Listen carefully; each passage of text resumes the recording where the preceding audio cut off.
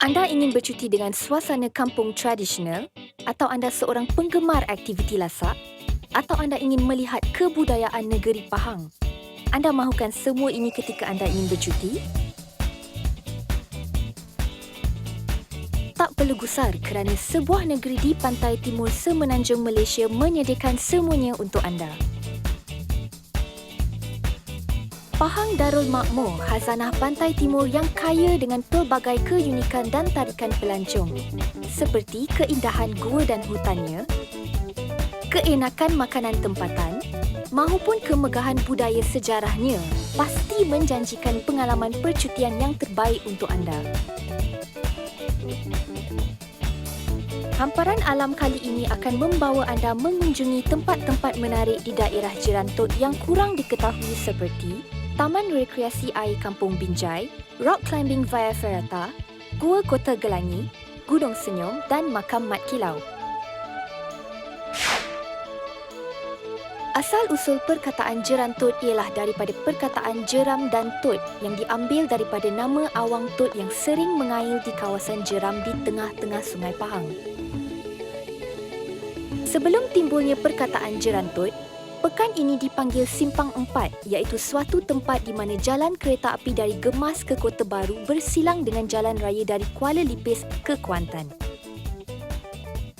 Mulai tahun 1914, nama Simpang Empat ditukar kepada Jerantut.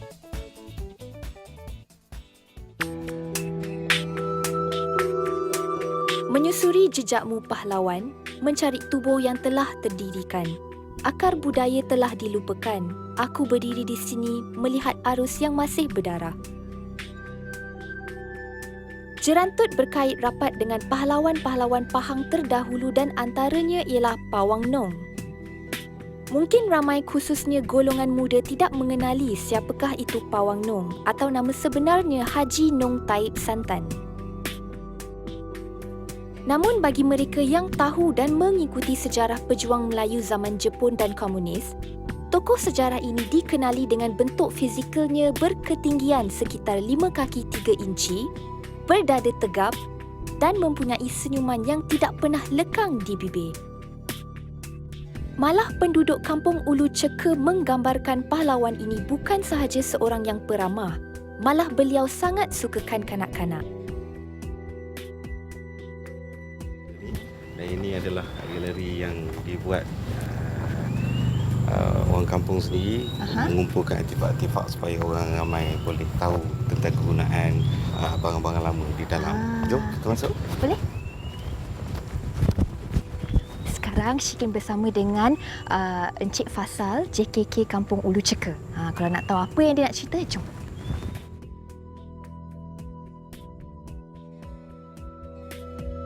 Pawang Nong dilahirkan pada tahun 1874 di Kampung Sempiat, Tanjung Besar Benter, dan beliau merupakan individu yang bertanggungjawab membuka Kampung Ulu Ceka bersama 7 rakannya. Abang Fasal, boleh tak kalau abang cerita sikit tentang sejarah tempat ni, sejarah Ulu Ceka? Sejarah Ulu Ceka ni, dia nama dari Ulu Ceka tu dia, berasal daripada perkataan cika. Cika tu apabila 7 orang datang ke Ulu Ceka ni nak membuka sebuah perkampungan baru. Jadi dia naik sampan, naik perahu dulu. Jadi dia mabuk. Apabila mabuk dia cika. Dulu orang panggil mabuk ni dia jadi cika. Bila dia cika-cika tu dia jadi nama lain untuk mabuk. Dia cika, dia mual-mual perut, itu perkataan daripada cika tu teruslah dapat Ulu Ceka. Ini adalah galeri warisan yang kita benakan. Kita ambil artifak-artifak lama, barang-barang lama, kegunaan masyarakat dulu. Jadi kalau Cik Sikin tengok, inilah di antaranya. Dan yang paling menariknya adalah ni, kokonyo, ini kelapa. Kokor kelapa. Sekarang kita guna mesin kan? Sekarang ini orang dulu punya. 100 tahun lebih umur kokor kelapa ini. Kiranya semua peralatan kat sini diambil daripada yang dulu ke atau ada yang dibuat balik? Ada yang dibuat balik. Sebab yang dah tak ada kan, kita buat replika, kita pamerkan di sini supaya generasi akan datang tahu tentang sejarah kegunaan orang lama. Orang lama lah. Ini adalah songkok Pawang Nong. Inilah salah satu peninggalan dia. Songkok Pawang Nong. Bagi mengenang jasa beliau, pada tahun 2016, penduduk Ulu Ceka telah mengambil inisiatif untuk membuka galeri Pawang Nong. Pawang Nong ni, dia punya ceritanya adalah dia menjaga dan mengawal kawasan Ulu Ceka ini daripada anasir-anasir luar, termasuklah daripada Jepun, daripada komunis. Jadi atas inisiatif dia menjaga itu, dia mendapat pingat daripada kerajaan British pada ketika itu. Macam Abang sendiri ada tak harapan untuk penonton di luar sana tentang sejarah Pawang Nong ni? Sejarah Pawang Nong, saya harapkan supaya golongan muda mempelajari sejarah di tempat masing-masing. Kita tonjolkan tokoh di tempat masing-masing dan mengikuti apa perjalanan tokoh tersebut, supaya mereka tahu bahawa tanpa orang dulu, tiada kita sekarang. Banyak juga barang-barang tradisional yang kurang Shikin kenali terdapat di galeri ini. Secebis warkah bertintakan pesanan untuk menjalin tali persaudaraan. Demi rakyat engkau berkorban tanpa mengharap suatu balasan.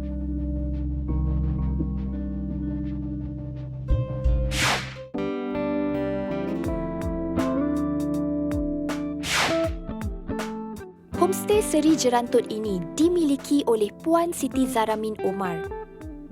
Jarak homestay ini dengan Bandar Jerantut lebih kurang 1 kilometer sahaja.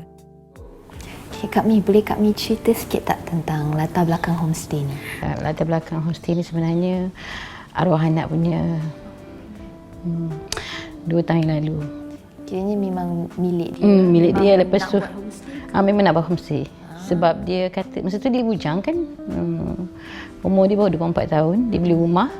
Lepas tu kami tanya dia, beli rumah ni untuk buat apa? Bila nak kahwin? Dia kata, lambat lagi mak, lagi 3 tahun. Habis tu, apalah homestay dulu, kita kena ada aset. Lepas tu seminggu sebelum dia pergi tu, dia buat ni lah, doa selamat semua. Lepas tu naik rumah seminggu, minggu ni naik, hari Ahad, minggu depan dia pergi. Ni akan cerita sikit kemudahan asas yang ada kat rumah ni tak? Kami memang sediakan, memang setiap bilik kita ada aircon, and then setiap bilik kita ada bilik air 4, and then kita ada kitchen lah untuk dapur, semua masak, semua benda lengkap lah untuk pinggan mangkuk. Lepas kita ada TV, kita pos kita pun dengan 4 biji kereta boleh parking. So memang dari sisi keselamatan pun kat sini memang dijamin lah. Boleh Kak cerita sikit tak tempat-tempat menarik yang ada? Macam waterfall dekat Ulu Ceka pun ada menarik. Lepas tu dekat yang terkini yang Kak tahu dekat Kampung Binjai tu, yang ada berkayak tu kan, pakai yang perahu tu, memang okey. Gua Kota Gelangi pun ramai yang tu yang pergi melancong. Kat dalam tu kan macam-macam ada. Macam Kak sendiri, Kak ada apa-apa perancangan tak untuk nak majukan homestay ni ke? Memang setiap orang ada nawaitu, dia ada rasa kan, sebab kita tak akan menunggu je, kita perlu ada sesuatu untuk kita buat benda tu lebih komersial kan. Maksudnya kita tak naklah setiap minggu, kita nak setiap minggu ada orang. Itulah maksud saya. Mungkin mengembangkan lagi mungkin 2-3 buah lagi homestay ke? InsyaAllah kami soon. Setiap orang ada perancangan. Shikin doakan Kak percaya. InsyaAllah. Terima kasih Shikin. Kemudahan yang disediakan di homestay ini adalah seperti 4 bilik tidur, 2 ruang istirahat tamu dilengkapi perabot dan televisyen, ruang dapur yang selesa lengkap dengan kelengkapan memasak.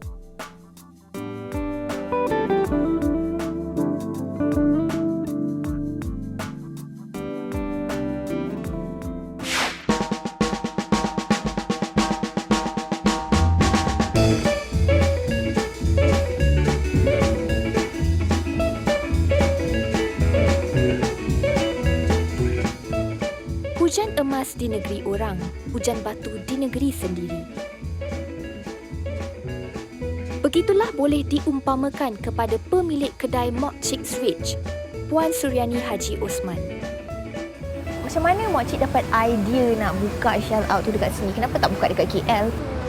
Oh, sebab saya memang orang sini. Mak ayah saya memang orang kat sini. Lepas tu saya tengok kat sini macam orang update dekat macam Facebook kan, semua makan macam Shell Out kat luar, dekat Kuantan, dekat KL, lain-lain lah kan. Macam kat Jerantut ni macam tak ada. So masa last year I buat tu tak ada lagi. Lepas tu baru ada sikit-sikit lah kan. So okey lah, persaingan yang bagus lah kan. Lagi 5 tahun, dah apa harapan yang Mak Cik sendiri tanamkan tak? Macam I tak sampai 5 tahun, I macam ada plan untuk buka satu restoran besar lah. Cuma I tak prefer untuk rumah-rumah kedai yang macam ni sebab I tengok ruang dia kecil kan. Cuma I tengah open space. Kat mana I prefer macam tempat dan I bangunkan macam satu cabin ke apa, macam tu. Tapi tengah dalam progress lah macam mana. Dekat sini ke atau dekat tempat lain? Dekat sini. Kalau penonton nak tahu, konsep Shell Out ini adalah yang pertama sekali ada di Bandar Jerantut ini. Apa yang pasti, hidangan Mok Cik Switch ini adalah yang terbaik di kalangan terbaik.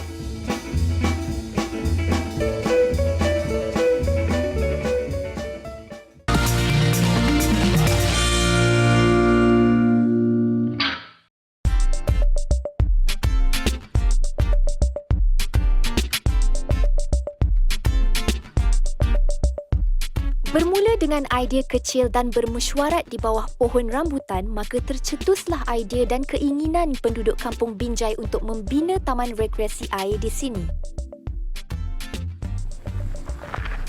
Taman rekreasi air dalam kampung. Menarik kan?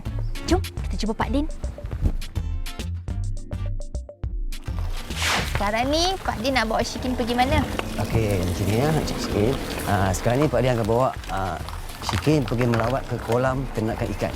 Kolam ternakan ikan. Okey, kolam ternakan ikan ni adalah sumber pendapatan utama lah kepada penduduk kampung. Oh, jadi Kampung Binjai ni? Kampung Binjai.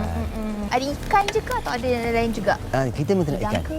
Untuk udang kita masih dalam proses percubaan. Kita ada menternak udang, tapi masih baru lagi. Kita menggunakan teknologi yang baru, aquaponik. Jadi inilah kolam ikannya. Ya saya, ini kolam ikan dia. Ada ikan apa ni? Untuk kolam ni kita ada menternak ikan pating. Oh, ikan patin. Ikan pating saja. Untuk kolam yang berada di sebelah sana tu, itu kita campur. Pating dan juga tilapia. Kolam di sini keseluruhannya ada di Kampung Binjai ni sebanyak 88 buah kolam. 88? 88 buah kolam. Jadi yang beroperasi sepenuhnya adalah 46 buah kolam. Yang selebih itu kita masalah pengusaha. Pengusaha dah tua-tua, dah tak larat. Jadi kita mengusahakan 40 kolam lah. Jadi kat sini kita nak sekarang lepas ni kita tengok ikan ni, kita cuba bagi makan. Tengok dia riak ikan tu macam mana. Kita boleh tengok sini. Oh, boleh? Okey, boleh.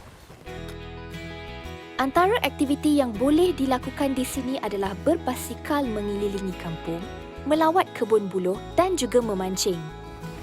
Okey, ini kita sepenuhnya bagi makan pilot. Kita ada campur dengan makanan lain. Biar dia datang dekat. Banyaknya. Oh. Boleh tak tangan dia air? Boleh pegang dia. Pegang dia? Dia tak gigit ke, Pak Din? Tak gigit. Ini sebahagian yang sebenarnya ikan ni, jumlah ikan yang saya letak dalam kolam ni sebanyak 10,000. 10,000? 10,000 ekor benih ikan. Jadi kita dah keluarkan penggunaan. Berapa lama masa Pak Din letak ikan dalam ni? Kita mula letak mengikut saiz ikan lah. Ikan tu saya dalam saiz 2 inci, anggaran umur dalam 3 minggu punya ikan. Jadi untuk tempoh matang dia selama 8 bulan lah. 8 bulan lepas? 8 bulan untuk keluar hasil. Lepas 8 bulan? 8 bulan mana kita boleh keluar hasil lah. Boleh kita jual terus. Jual lah. Oh. Kalau penonton nak tahu, kampung ini mempunyai jumlah kolam ikan terbesar di daerah Jerantut, iaitu lebih 60 buah kolam. Banyak kan? Sekarang ni saya akan bawa Syikin melawat ke Taman Buluh. Taman Buluh? Ya, Taman Buluh ni adalah untuk satu produk kampung yang mana tak ramai orang menanam buluh. Okey. rebung madu. Tak ramai. Di sebelah kawasan negeri Pahang ni, saya rasakan tak banyaklah. Mungkin daerah Jerantuk saja yang ada. Daerah lain tu tidak ada pengurai. Tidak ada rebung madu. Tak ada rebung madu.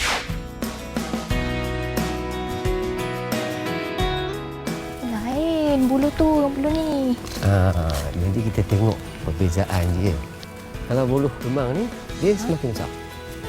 Dia semakin besar. Buluh ni tak besar. Macam sedar itu saja. Sedar ini dia tak akan besar lah. Dia tak ada besar sebagai macam yang besar macam ni. Dia ada. Kalau kita dapat lihat lagi, tengok kalau ada rebung dia, tapi rebung ni kita tak makan. Kenapa? Tak makan, dia rasa lain sikit.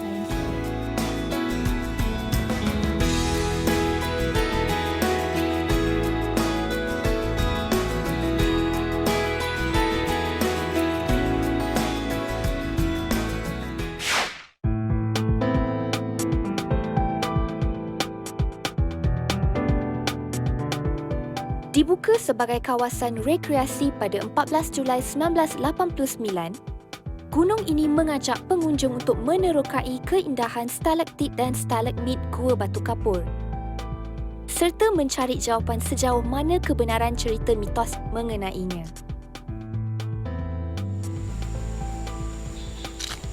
Gunung Senyum terletak di Felda jengka 25 Pahang dan mempunyai ketinggian setinggi 486 meter.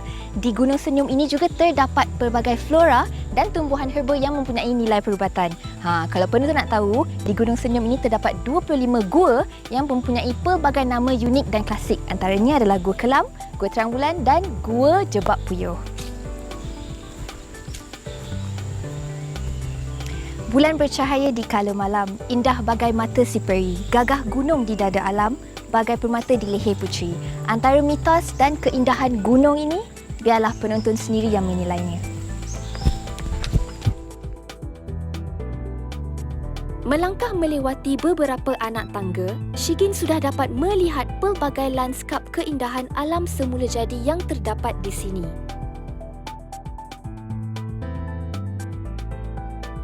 Gua pertama yang Shigin lawati ialah Gua Makam Tok Long. Antara legenda yang paling terkenal di Gunung Senyum ni ialah kisah Tok Long, di mana Tok Long ni seorang lelaki yang berhati budiman dan dia mengahwini seorang gadis bunian yang berada di kawasan gunung ini. Akibat melanggar janji, Tok Long tidak dibenarkan untuk bertemu dengan isterinya, lalu dia mengambil keputusan untuk bertafakur dan meninggal di sini. Dan kubur di Gua Makam Tok Long ni menjadi bukti kepada kisah itu.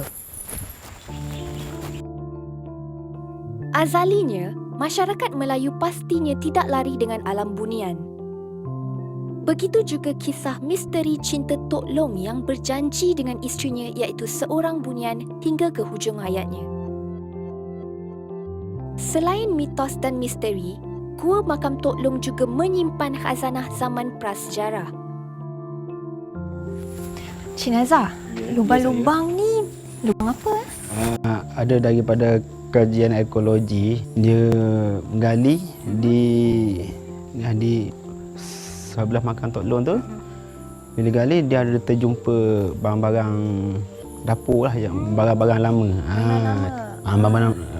Barang tu dia hantar ke Muzium Negara. Di sekitar makam Tok Long, terdapat kesan cari gali arkeologi yang menemui rangka manusia, tulang, cengkerang, manik perhiasan wanita dan kesan pembakaran yang dipercayai kawasan dapur. Kalau rendah bulan purnama, naiklah pungguk mencapai sendiri. Kalaulah sudah bernama manusia, baik dan buruk perangai sendiri.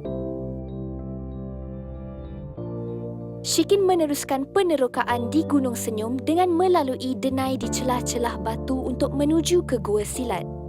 Ada bangsal silat ke di sana? Jarak antara Gua Makam Tok Long dan Gua Silat lebih kurang 15 minit mendaki. Untuk memasuki ke dalam perut Gua Silat yang kelam ini, Shigin perlu menuruni anak tangga yang agak curam. Inilah kesan-kesan tapak kaki yang saya tunjukkan lah kan. Tinggi tapak kaki tu? Yelah, orang dulu kan ada ilmu kan, ilmu batin ilmu. kan. Betul. Dia dengan tapak kaki, dengan kesan-kesan jari-jari dulu. Kan, inilah. Shikin melihat terdapat banyak kesan tapak kaki oleh penuntut-penuntut silat di gua ini. Ada yang kecil, ada besar dan pelbagai bentuk tapak kaki yang dapat dilihat di dinding gua ini. Sama ada memang kesan ini adalah daripada manusia ataupun proses alam semula jadi, biarlah ia menjadi cerita di Gunung Senyum ini.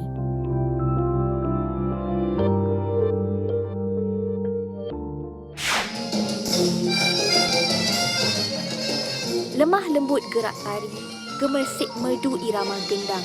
Adat budaya dijaga rapi untuk tatapan generasi akan datang. Melihat anak-anak ini menari, Shikin hayal dan membayangkan inilah salah satu bentuk hiburan pada zaman dahulu.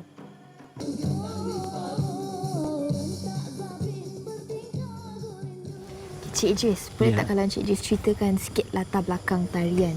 Nama tarian dia tarian Lesung Indik Berapa Tampi. Asal daripada kampung Ulu Ceka Jelantut.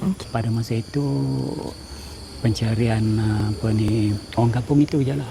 Selain pada bercocok tanam ayam itik, jadi tumpuan utama dia padi. Macam Jelantut sendiri ada berapa jenis tarian? Yang telah dihasilkan ada 7. Ada 7. Kemudian ada 3 lagi tu masih dalam proses pengenalan lah. Tapi latar belakang tarian tu dah dapat dah. Atas dasar ingin memulihara dan menjaga budaya seni ini, Encik Idris Yusof terpanggil untuk mendidik anak-anak seni ini. Boleh Cik Idris ceritakan sikit tentang muzik yang mengiringi tarian ni? Muzik tarian tu yang sebenarnya pada dulu, zaman dulu dia orang ketuk kayu. Masa dia bersukaria tu dia ambil kayu tu dia ketuk-ketuk. Lepas tu kalau ada batang yang dah lama tu dia ketuk-ketuk macam tu. Lepas tu timbul lah apa salahnya kalau kita buat muzik kan. Lepas tu bila dah terhasil tarian tu, bila dah boleh ketengahkan begini, saya pun panggil kumpulan gendang semua cuba main. Jadi saya dapat selaras antara gendang dengan gerak tari itu. Cik Idris sendiri ada harapan tak untuk tarian ni pada masa akan datang?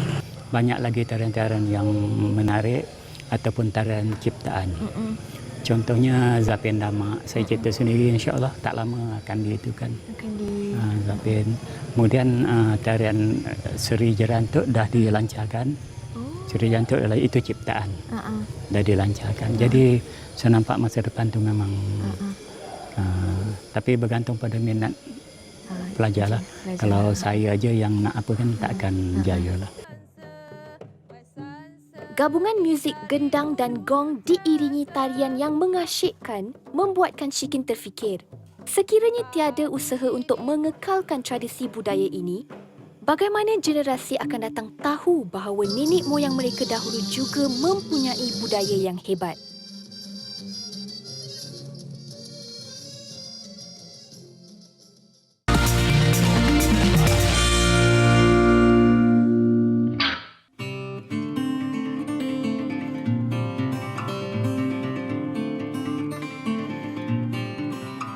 Hatta berapa lamanya berjalan itu datanglah ke negeri Langgiu. Dahulu negeri itu negeri besar. Kotanya daripada batu hitam. Adapun nama asal Langgiu itu dengan bahasa Siam ertinya perbendaharaan permata. Maka adalah nama rajanya Chulan. Akan baginda itu raja besar. Segala raja-raja yang di bawah angin dalam hukumannya.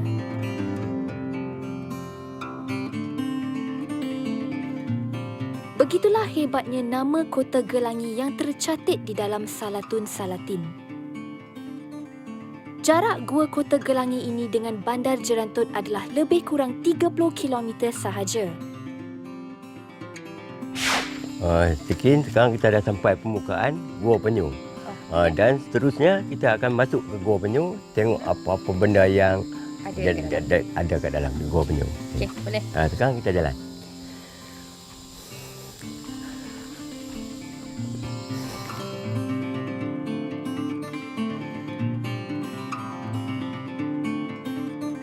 Kenapa gua ni dipanggil Gua Penyu, Pak Cak?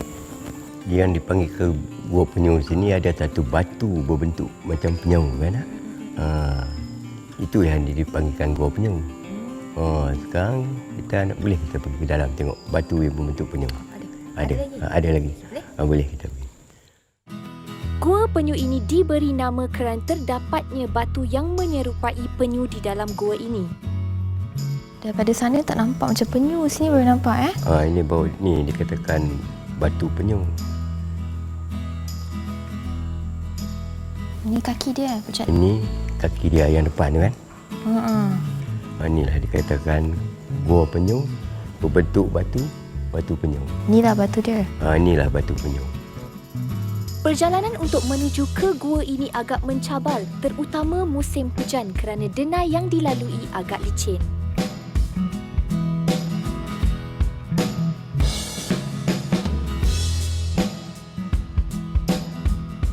Jarak di antara Gua Balai dengan Gua Penyu lebih kurang 500 meter. Berbanding Gua Penyu, Gua Balai agak mudah untuk diterokai kerana terletak berhampiran dengan jalan utama. Apa yang menariknya mengenai gua ini, dikatakan Mat Kilau dan Tok Gajah pernah berlindung di gua ini. Jika penonton mahu melihat bentuk stalaktit yang cantik serta menjadi sendi gua, di sinilah jawapannya.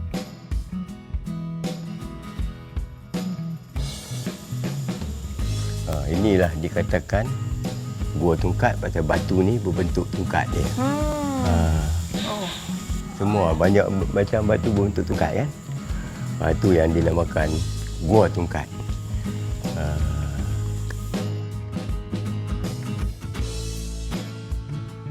Kalau penonton nak tahu, dekat Kota Gelanggi ni ada 100 lebih gua yang ada, tapi hanya 10 saja yang kita boleh lawati. Dan Gua Tungkat ni adalah salah satu daripada 10 tadi.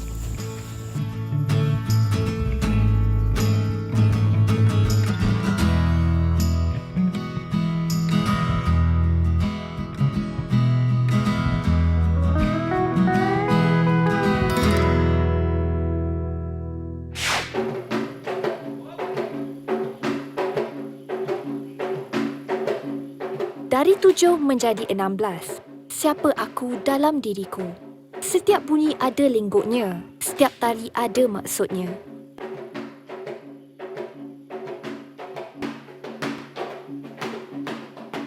Silat adalah seni bela diri tradisional asli dari Kepulauan Melayu. Sesuai dengan penyebaran berbagai suku bangsa Nusantara.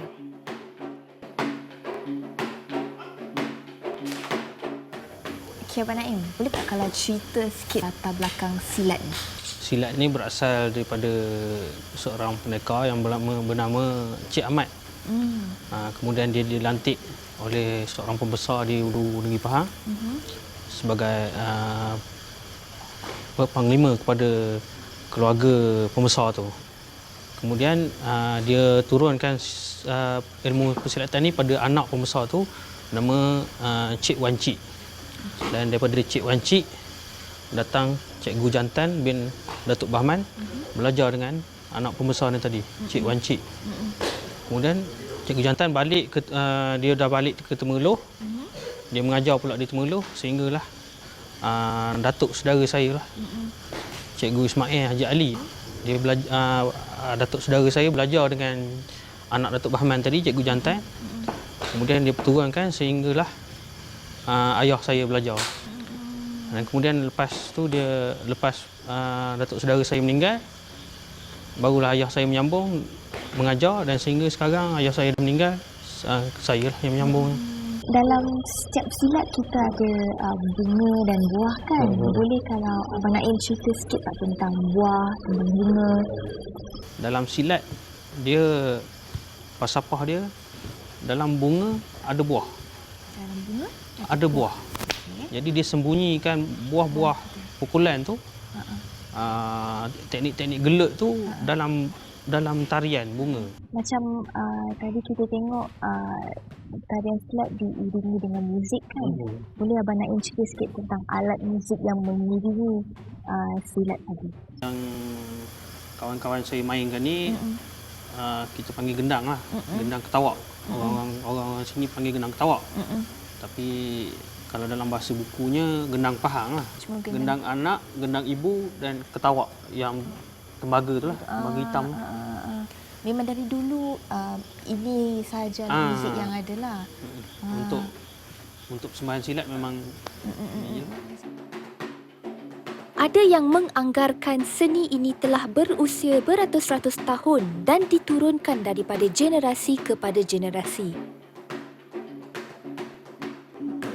Bertempat di kampung Paya Luas, seni silat ini terus berkembang dengan mendidik anak-anak muda untuk menyambung seni warisan pahlawan ini.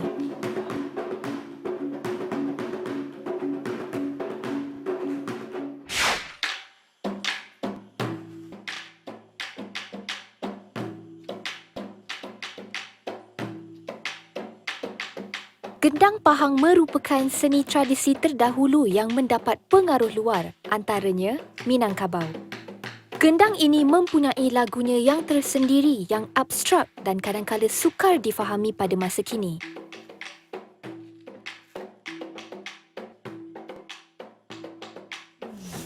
Tok Mat, Tok boleh cerita sikit tak latar belakang Gendang Pahang ni? Gendang Pahang ni kalau pada pandangan saya daripada segi mitos ya, berasal daripada tahun 1450 pada zaman Dewa Sura memerintah Pahang. Dewa Sura ni raja daripada Siam. Pada ketika tu memerintah Pahang duduk di Pekan. Itu asal Gendang Pahang ni secara mitos lah. Tapi secara legendanya dikatakan orang tua-tua menceritakan bahawa Gendang Pahang ni dimainkan semasa perang Bandahara. Seingat saya 1857. Peperangan antara Wan Mutahir dengan Wan Ahmad. Gendang digunakan salah satu daripada peralatan perang. Digunakan sebagai menaikkan semangat pendekar. Dan juga salah satu alat digunakan sebagai semboyan peperangan. Macam Gendang Pahang sini ada berapa banyak lagu, Tok Mat? Saya menjumpai 84 lagu. 84 lagu? Daripada Lipis ke Pekan. Sebab dulu tradisi orang dulu dia duduk tepi sungai. Sungai itu adalah satu berhubungan antara kampung ke, antara perdagangan ke. Daripada Lipis ni Tembeling ke Pekan. Jadi lagu gendang ni dimainkan di sepanjang bandar-bandar di pada ketika itulah. Tapi kalau pada tahun 1450 tu, masa Dewa Sura tu hanya wujud bandar Pekan saja. Masa itu saya menjumpai lagu pertama adalah Kuricak Gajah Maharaja Dewa Sura. Nama lagu dia. Nama lagu tu Tapi lagu tu sekarang dah tak ada. Sebab mungkin dia dah terlalu lama ya. Menariknya Gendang Pahang ini, iramanya mengikut daerah atau aliran air Sungai Pahang yang mengandungi cerita sejarah silam, adab kecintaan kepada alam dan juga isyarat peperangan. Pukulan gendang mempunyai maksud tertentu, malahan setiap pukulan mempunyai ceritanya tersendiri. Macam Tok Mat sini ada harapan tak untuk Gendang Pahang? Saya memohonlah kepada kementerian-kementerian yang berkaitan kan untuk membantu menaikkan semula Gendang Pahang ini. Benda ni adalah satu warisan yang hampir pupus. Tapi saya pada harapan saya supaya benda ni berkembang dengan kaedah yang tertentu. Saya pernah buat seminar untuk mengumpulkan penggendang-penggendang negeri Pahang ni seramai 100 orang. Jadi dalam radar saya sekarang ada 100 orang. Jadi apa yang saya nak ke depan, seminar ni dibuat dia berterusan dan seni persembahan tu dikembangkan supaya dia lebih banyak, supaya orang faham tradisi Pahang sebenarnya yang berkaitan dengan gendang. Lenyapnya sesebuah tamadun itu bukan kerana namanya, tetapi kerana lenyapnya seni budaya.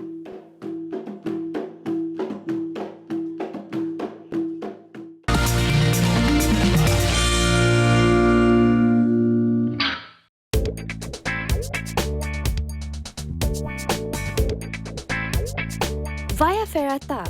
Apa tu ya?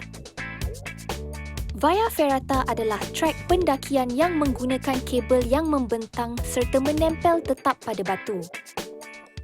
Via Ferrata berasal dari bahasa Itali yang bererti jalan besi. Menarik bukan? Terletak kira-kira 8 km dari Pekan Jerantut di dalam Kampung Paya Gunung, adalah sebuah bukit batu yang besar dan cukup sesuai untuk aktiviti dakian batu. Okay, Abang Man, Yes, kalau Abang cerita sikit tentang latar belakang campsite Paya Gunung ni. Okey, campsite Paya Gunung ni telah dibuka oleh Jerantut Community Climbing 10 tahun dulu. Pada 2006 kita buka, di mana kita buat 2 location wall climbing, iaitu di Gua Itik dan di Kampung Paya Gunung. Di mana semua sekali ada lebih kurang dalam 30 laluan mendaki. Oh, okey. Ya. Kiranya berapa keluasan campsite ni? Okey, keluaskan campsite ni merangkumi lebih kurang dalam 35 hektar tanah. Dan kita baru meneroka di bahagian depan ni dululah. Di mana di kemudian hari kami bercadang nak buka lagi 3 wall climbing. Apa bezanya campsite ni dengan campsite-campsite lain?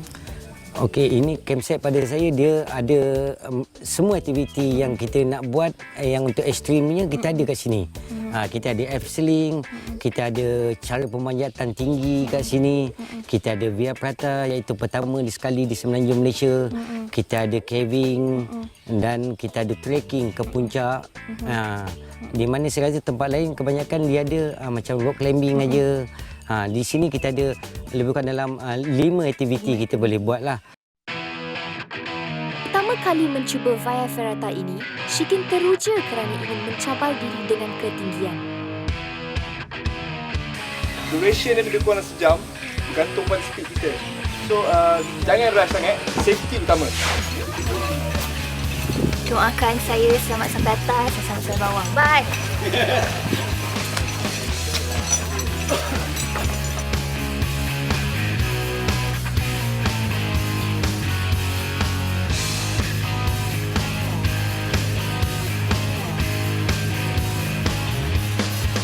Menempel di batu dan pergerakan yang perlahan menyebabkan Shikin terasa seperti ingin jatuh ke bawah. Sangat menakutkan dan mencabar.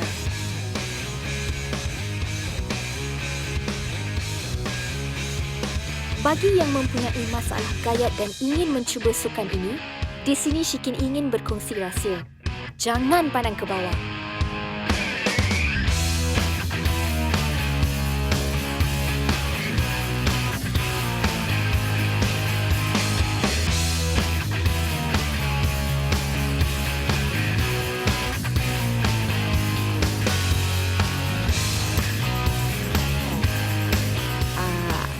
Harapan abang untuk campsite ni?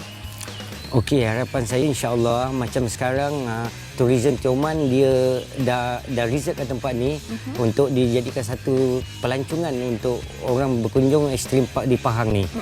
Next memang tourism bercadang dia nak bangunkan fasilitis yang lebih elok. Contoh macam dia akan adakan wakaf-wakaf, dia akan adakan toilet, dia adakan tempat shower, tempat mandi, surau, campsite yang lebih bagus di sini. Okey, faham.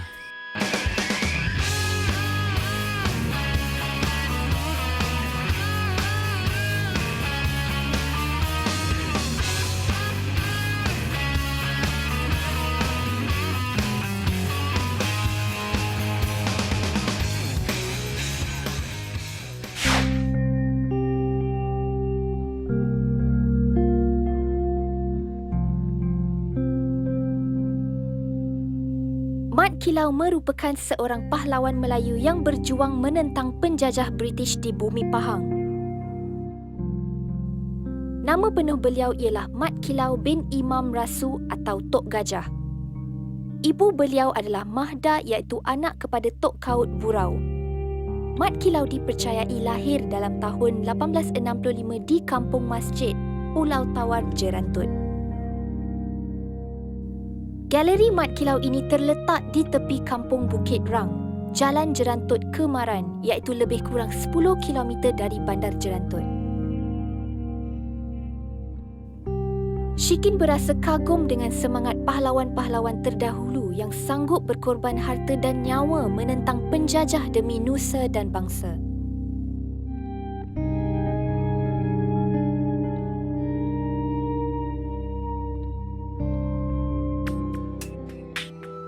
Penjejakan Shikin diteruskan lagi di kampung lahirnya pahlawan terbilang Mat Kilau.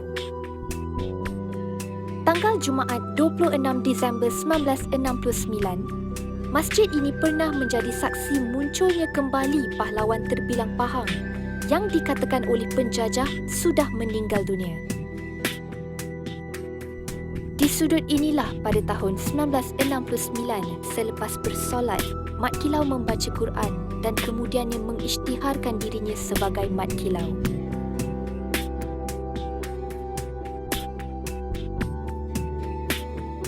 Pengisytiharan ini menggemparkan orang ramai sehingga kerajaan Pahang menubuhkan sebuah jawatan kuasa untuk menyiasat.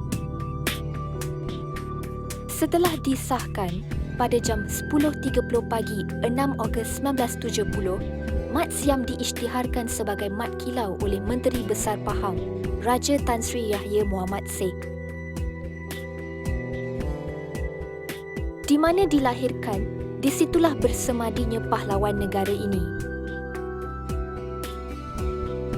Bertempat di Kampung Kenondong, tertanamnya jasad seorang pahlawan yang suatu ketika dahulu pernah menggerunkan Inggeris serta musuh-musuhnya. Telah kami terokai sejarah berdarah dalam zikir kasih menyusur perjuangan. Namun segala yang pernah musnah membangkitkan urat nadi pembela pertiwi. Menjunjung martabat bangsa bermaruah kerana kamilah warisan turun-temurun, memadu sumpah buat dititipkan pada seluruh cakrawala.